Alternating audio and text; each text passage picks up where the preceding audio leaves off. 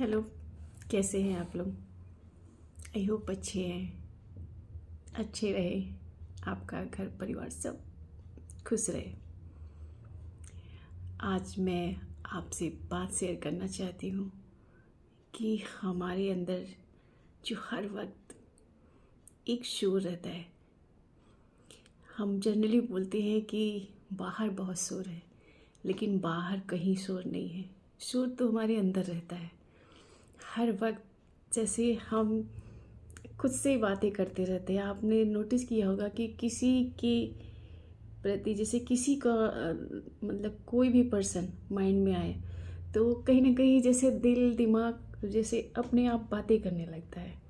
हम सोचते हैं कि हम उनसे फ़ोन करेंगे तो ये बात करेंगे, मिलेंगे तो ये बात करेंगे, ऐसा सोचते हैं। लेकिन हकीकत क्या होता है कि हम अपने माइंड से, दिल से हम बात करना स्टार्ट कर देते हैं। किसी का भी ख्याल हमारे मन में जाता है, हमारा दिल दिमाग उससे बातें करने लगता है। यूँ कहिए इस दुनिया में सबसे तेज अगर कोई पहुंच सकता है कहीं भी तो वो है हमारा दिल, हमारा दिमाग। हम पहुँचे ना पहुँचे, हम कहीं जाए ना जाएं, किसी से बात करें ना करें, लेकिन हमारा दिल दिमाग बात करना स्टार्ट कर देता है। जैसे किसी का ख्याल हमारे मन में आता है, हमारा माइंड, हमारा दिल अपने आप बात करने लगता है। पता है हम लोगों को क्या है ना कि हम लोगों क्या ये पूरा कायनात समझ लीजिए, सब जगह कि बोलना चाहता है। जैसे अंदर कुछ हो वो मतलब हर वक्त ऐसा लगता है कि कोई मिले जिससे मतलब अनलिमिटेड पूरी बात कह दे। लेकिन हकीकत क्या है कि ऐसा कोई पर्सन नहीं है जिसे आप पूरी बात कह दें और वो क्वाइटली आपका सुनता रहे। तो सबसे बड़ी बात क्या है ना कि हम बोलना तो चाहते हैं लेकिन सुनना नहीं चाहते।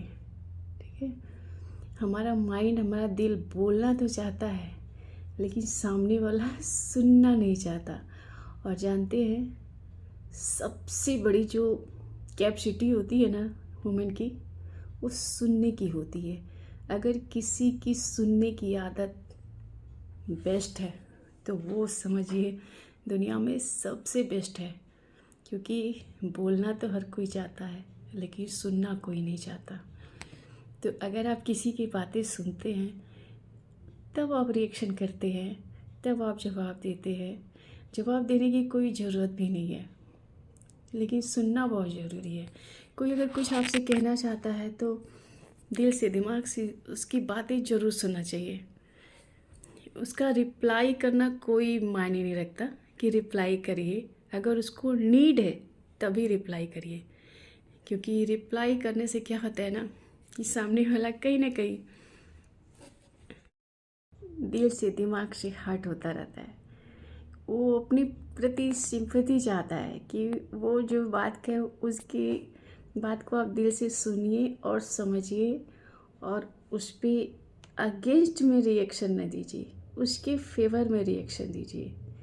हकीकत यही है कि जो फेवर में रिएक्शन देता है वही उसको अच्छा लगता है। लेकिन दो तरह के लोग होते हैं। एक होते हैं कि जैसे कि लगता है कि ये गलत कह रहा है तो उसको सही रिएक्शन ये है वो दे दे।